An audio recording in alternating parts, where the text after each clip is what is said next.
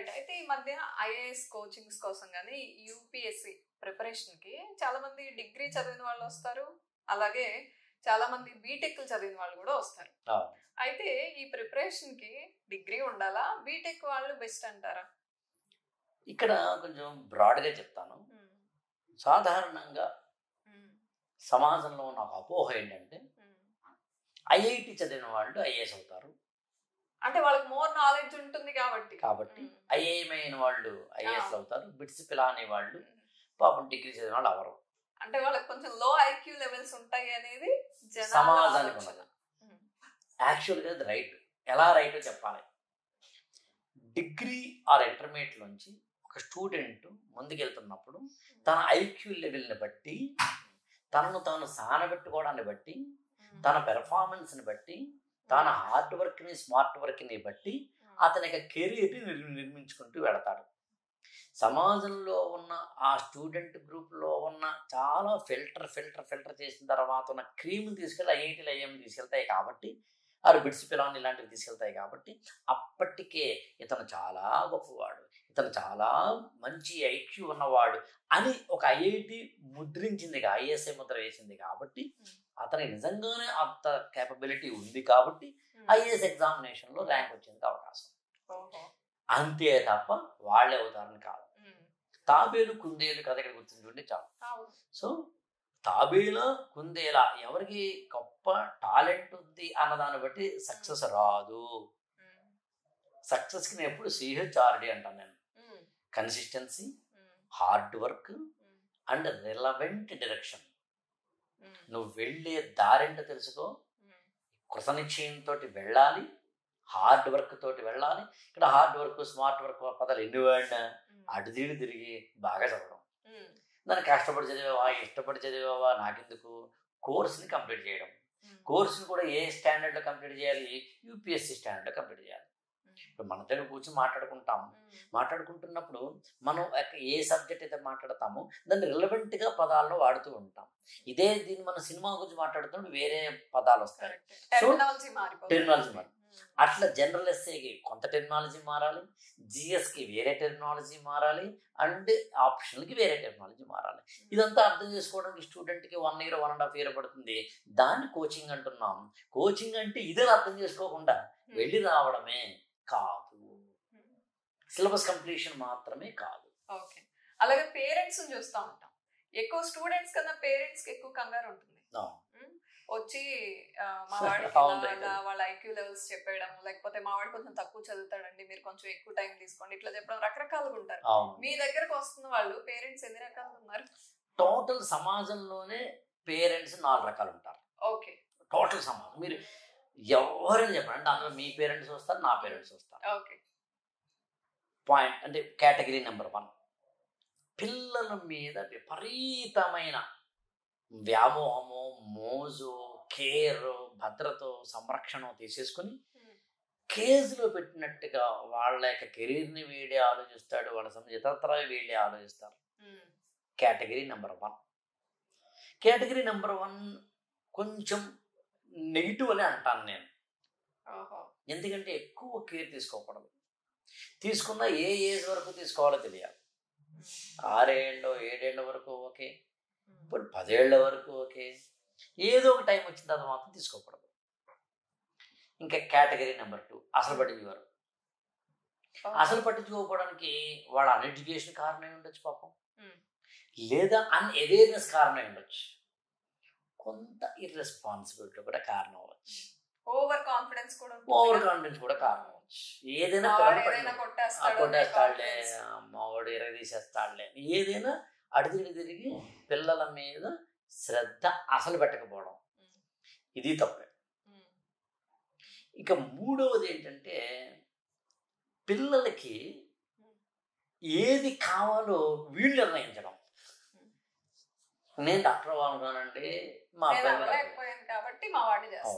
నన్ను చాలా మంది అడిగే ప్రశ్న ఏంటంటే, నేను ఐఏఎస్ అవ్వలేదు కదా, ఇప్పుడు ఐఏఎస్ కోచింగ్లో ఉన్నాను కదా, నన్ను చాలా మంది అడిగేది ఏంటంటే మీ పిల్లలు కూడా ఐఏఎస్ చేస్తారు కదా వాళ్ళే నిర్ణయం తీసేసుకుంటారు. మీరు అలాగే మీ పిల్లలు ఐఏఎస్ చేస్తారులేండి. కానీ నేనేమంటే డాక్టర్ పిల్లలు డాక్టర్ అవ్వాలని, లాయర్ల పిల్లలు లాయర్లు అవ్వాలని, హీరో గారి పిల్లలు హీరోలు అవ్వాలని ఎక్కడ లేదు. వాడికి వేరే నేచర్ ఉంటుంది. సో కొంతమంది ఏంటి, నా డ్రీమ్ ఫుల్ఫిల్ కాలేదు కాబట్టి నా డ్రీమ్ని పిల్లల మీద రుద్దాలి అనుకోవడం, అది తప్పే అంటాను నేను ఈ కేటగిరీస్లో, అది తప్పే. ఇంకా నాలుగవది ఏంటంటే, ఎప్పుడు అవసరము పిల్లలకి అప్పుడు ఎంటర్ అయ్యి, ఎప్పుడు అవసరం లేదు అప్పుడు పిల్లల్ని వదిలి, ఇక్కడ నా నీడ్ ఉంది నా పిల్లవాడికో మా అమ్మాయికో అన్నప్పుడేమో ఎంటర్ అవ్వగలిగి, అక్కర్లేదు వాడు చూసుకుంటాడు ఆమె చూసుకుంటుంది అన్నప్పుడు వదలగలిగిన పేరెంట్ అసలైన పేరెంట్ నా దృష్టిలో. దీనికి కొంత పేరెంట్స్ కాన్ఫిడెన్స్ ఉండాల్సి ఉంటుంది, కొంత ఏమో అవేర్నెస్ ఉండాల్సి ఉంటుంది, కొంత పిల్లల్ని ఎడ్యుకేట్ చేసే క్రమం కొంత ఉండాల్సి ఉంటుంది, ఇవన్నీ ఉంటాయి. సో 4వ తరహా పేరెంట్స్ నాకు తెలిసి తమ పిల్లల్ని గొప్ప కెరీర్లోకి తీసుకెళ్ళేందుకు అవకాశం ఉంది. రైట్. అయితే మీ దగ్గరకి కోచింగ్కి వచ్చే వాళ్ళని మీరు ఎలాగో ఒక ఎగ్జామ్ ఏదో కొన్ని క్వశ్చన్స్ ఆన్సర్ చేయమంటారు, ఆ ప్రాసెస్లో వాళ్ళు వస్తే ఒక కేటగిరీ ఇంకో కేటగిరీ అలా డివైడ్ చేసుకోవచ్చు. కానీ మీరు మాట్లాడినప్పుడు కానీ అబ్జర్వ్ చేసినప్పుడు కానీ క్లాస్ రూమ్లోకి వచ్చినప్పుడు ఆన్లైన్లో మీరు చెప్పేటప్పుడు ఎలాంటి క్వాలిటీస్ ఉన్నప్పుడు వీళ్ళు ఐఏఎస్ అవ్వడం కష్టం అనిపించి చెప్పిన రోజులు ఉన్నాయా? చాలా ఉన్నాయి. ఐఏఎస్ అవ్వరని చెప్పిన రోజులు ఉన్నాయి, అవుతావని ఖచ్చితంగా చెప్పిన రోజులు ఉన్నాయి. అవ్వవని చెప్పినప్పుడు ఏవే లక్షణాలు చూసి మీరు చెప్పేవాళ్ళు? బేసికల్గా ఒక స్టూడెంట్కి ఐఏఎస్ అవ్వాలి అని అనుకుంటే డే 1 నుంచి ఐఏఎస్ సాధించేంత వరకు ఆ మూడ్లోనే ఉండాలి. వాడు పెళ్ళికి వెళ్ళినా పేరెంట్కి వెళ్ళినా ఎక్కడికి వెళ్ళినా మూడ్ నేను మాట్లాడేది. అంటే తాను ఒక ఏమంటామంటే ఒక సైనికుడు 24/7 సరిహద్దులో ఎలా అలర్ట్గా ఉంటాడో అలా ప్రిపరేషన్లో, అంటే క్లాస్ రూమ్లో కూర్చున్నా లేకపోతే అక్కడ లైబ్రరీలో కూర్చున్నా, స్టడీ హాల్లో కూర్చున్నా, తన రూమ్లో కూర్చుని స్టడీ రూమ్లో కూర్చొని చదువుకుంటున్నా, ఎక్కడున్నా, పెళ్ళికి వెళ్ళినా, బస్సులో ఉన్నా, మెట్రోలో ఉన్నా, ఎక్కడున్నా మూడ్ దీక్షలో ఉన్నట్టు. అయ్యప్ప దీక్ష తీసుకుంటా ఎక్కడికి వెళ్ళినా ఒకటి ఫాలో అయ్యేది రూల్స్ ఉంటాయి అంతే. అయ్యప్ప దీక్ష ఇంకొక దీక్ష ఎలాంటిదో ఐఏఎస్ దీక్ష అలాంటిది. ఆ దీక్ష అనేది ఫిజికల్ ఫామ్ లో కాదు, మెంటల్. అది ఒక సైకలాజికల్ గా ఆ అప్రోచ్ ఉండాలి. రెండోది ఏంటంటే థాట్ ప్రాసెస్ లో అది ఉండాలి. థాట్ ప్రాసెస్లో అంటే ఉదాహరణకు షాపింగ్ కాంప్లెక్స్ వెళ్తే మామూలుగా షాపింగ్ కాంప్లెక్స్ అందరం వెళ్తాం, సరదాగా సెల్ఫీలు తీసుకుంటాం, లేదా షాపింగ్ చేస్తాం వచ్చేస్తాం కదా. యూపీఎస్సి మోడ్ లేదా మూడ్లో ఉన్న స్టూడెంట్ ఏం చేయాలంటే అలా షాపింగ్ కాంప్లెక్స్ కల్చర్స్ ఏంటి, ఇవి ఎలా ఎవాల్వ్ అవుతున్నాయి, మన ఇండియన్ ఎకానమీకి ఎలా ఉపయోగపడుతుంది, షాపింగ్ కాంప్లెక్స్ కల్చర్ వల్ల చిన్న చిన్న దుకాణాలు ఉంటాయి, అవి ఏమైనా దెబ్బతింటున్నాయా, ఒక పెద్ద షాపింగ్ కాంప్లెక్స్ మనం ఏ అమీర్పేటలోనో పెడితే చిన్న చిన్న దుకాణాలన్నీ పోతాయా, డీమార్ట్ కావచ్చు, ఇంకో హైపర్ మార్కెట్ కావచ్చు, ఇంకొకటి కావచ్చు, రిలయన్స్ ఇంకొకటి, లేకపోతే కనుక మనకేమంటుందాన్ని డీమార్ట్ ఇంకొకటి. వాటి సక్సెస్ స్టోరీ ఏంటి, అసలు ఈ కన్జ్యూమరిజం అనేది ఎలా ఉంది, ఇవన్నీ ఆలోచించగలిగితే అది కేవలం షాపింగ్ కాంప్లెక్సే కాదు, కల్కి సినిమాకి వెళ్ళినా కూడా అసలు ఎవరి కల్కి, మహాభారతంలో ఏముంది, అశ్వత్థామ ఎవరు, కర్ణుడు ఎవరు, అసలు ఏంటి ఇదంతా, అసలు ఎందుకు ఒక ఫ్యూచర్ని చెప్తున్నాడు, ఆ సినిమాలో లేజర్ అనే దానికి సంబంధించి లేజర్కి సంబంధించి ఎందుకుంది, ఆ లేజర్కు ఇంకొకటి దానికో అతను ఇస్తున్న ప్రాధాన్యం ఏంటి, ఇంత గ్రాఫిక్స్ నిజంగా జరిగింది చేస్తున్నాడా, అసలు ఎలా విజన్ చేసాడు, ఇలాంటి పుస్తకాలు ఏమైనా వచ్చినాయా, ఆలివర్ టాఫ్లర్ లాంటి వాళ్ళు రాసిన ఫ్యూచర్ షాక్ లాంటి పుస్తకాలకి దీనికి సంబంధం ఉందా, ఇంత అలా ఆలోచించగలిగి. పెళ్ళికి వెళ్తే పెళ్ళిళ్ళు ఏంటి అసలు, పోనీ ముఖేష్ అంబానీ ఇంట్లో పెళ్ళి, అసలు ఈ పెళ్ళి ఏంటి, ఈ పెళ్ళికి 5,000 కోట్ల ఖర్చు ఏంటి, దానికోసం ట్రాఫిక్ను కూడా స్తంభింప చేయడం ఏంటి, డెమోక్రసీలో ఒక ట్రాఫిక్ని ఒక ప్రైవేట్ వ్యక్తి యొక్క ఇంట్లో జరుగుతున్న పెళ్ళికి అలా ఎందుకు ఆపాలి, అలా ఆపడం అంటూ జరిగితే ప్రతి ఇంట్లోనూ కూడా తమ ఇంట్లో పెళ్లి జరుగుతుంటే ఆ మొత్తం వీధులు ఆపచ్చు కదా, ఆపితే కనుక అది పోలీస్ కేసు అవ్వకూడదు కదా, ఇట్లా ఆలోచించగలిగిన వాడు. ప్రతి దాని మీద R&D చేయాలి వాడు. ఎగ్జాక్ట్లీ R&D చేయాలి.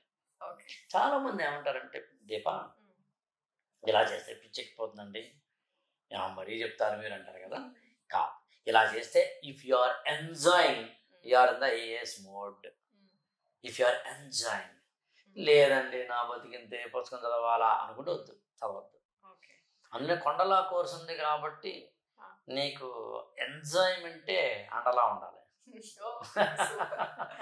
ఓకే. అయితే ఈ సిలబస్ విషయంలో తేడాలు ఉంటాయి, స్టేట్, CBSE, ICSE. అయితే నేను ఇంటర్మీడియట్కి వెళ్ళినప్పుడు CBSE వాళ్ళకి స్టేట్ సిలబస్ చదివిన వాళ్ళంతా మ్యాథ్స్ రాదు, మ్యాథమెటిక్స్ వాళ్ళకి బాగా వస్తుంది. ఇట్లా డిఫరెన్సెస్. ఎవరికి? స్టేట్ వాళ్ళకి మ్యాథ్స్ బాగా వస్తుంది, CBSE వాళ్ళకి మ్యాథ్స్ కొంత సబ్జెక్ట్ వాళ్ళకు ఉండదు 10th వరకు అనేది ఒక ఇది. అట్లా కొన్ని సబ్జెక్ట్స్ లో వీళ్ళు బెస్ట్ అని, ఇంకొక సబ్జెక్ట్ లో ICSE అట్లా ఇవన్నీ ఉన్నాయి. అసలు IAS కి ఏది బెస్ట్? యాక్చువల్గా ఏ స్టూడెంట్ అయినా కానీ సివిల్ సర్వీసెస్కి ప్రిపేర్ అవుతున్నప్పుడు తన ఎడ్యుకేషన్ సిస్టంలోనే కనుక కొన్ని సూత్రాలు పాటిస్తే IAS అవ్వచ్చు. నేను ముందు నువ్వు అడిగినట్టుగా CBSE అయినా ICSE అయినా లేకపోతే కూడా చెప్పట్లేదు, నేను బేసిక్ ఫార్ములా చెప్తాను. కోర్స్ ఏదైనప్పటికీ అందులో ఒకటి leadership qualities, to lead people. 100 మందిన 3 అని కాదు, టు లీడ్. అందులో స్కూళ్ళల్లో కానీ కాలేజీల్లో కానీ కల్చరల్ కాంపిటీషన్ వెళ్ళు, కల్చరల్ ఫెస్ట్ వెళ్ళు, టెక్ ఫెస్ట్ వెళ్ళు, క్విజ్ కాంపిటీషన్ వెళ్ళు, పార్టిసిపేట్ చెయ్యి, elocution, chess, carroms, basketball, volleyball, ఈ బాల్. అంటే you are making yourself to become a leader. And ఇంకొకటి ఓ అంటే observation skill, you observe everything.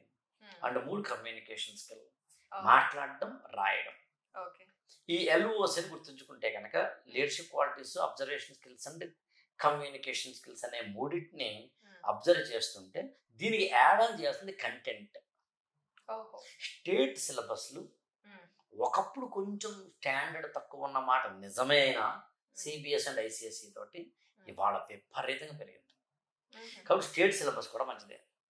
IIT, IIM ఇలాంటి కాంపిటేటివ్ ఎగ్జామినేషన్స్ ఏవైతే ఉంటాయో, అంటే పోస్ట్ ఇంటర్మీడియట్, వాటికి స్టేట్ సిలబస్ బెస్ట్. ఇందాక నీకు ఎవరో చెప్పింది అదే, మ్యాథమెటిక్స్ ఎక్కువ ఉంటుంది పద అక్కడ వాడారు. ఒక సబ్జెక్ట్ని అవగాహన చేసుకుంటూ రీసెర్చ్గా చదివే గుణాన్ని CBSE ఇస్తుంది. అంటే చదివిన దాన్ని ఎగ్జామినేషన్లో మార్కులుగా కన్వర్ట్ చేసేది స్టేట్ సిలబస్ అయితే, రిమార్కులుగా కన్వర్ట్ చేసేది CBSE. ఇది రెండిటికన్నా మించిన ICSE ఏం చేస్తుందంటే థింక్ అండ్ ప్రొసీడ్గా చేస్తుంది. యూ ప్లీజ్ థింక్ అంటే క్వశ్చన్ చేయమంటుంది. అందులో ICSE, CBSE అండ్ స్టేట్ సిలబస్లో ఏం తీసుకున్న స్టూడెంట్ తాను కనుక LOCలో లేకపోతే, తనకు తాను థింక్ ప్రాసెస్లో లేకపోతే ఈ కంటెంట్ అంతా వృధా అయిపోతుంది. అందులో ఏదైనా సరే IASకి ఉపయోగపడుతుంది. IAS ఎగ్జామినేషన్కి 3 స్ట్రీమ్లో ఎవరైనా అర్హులే.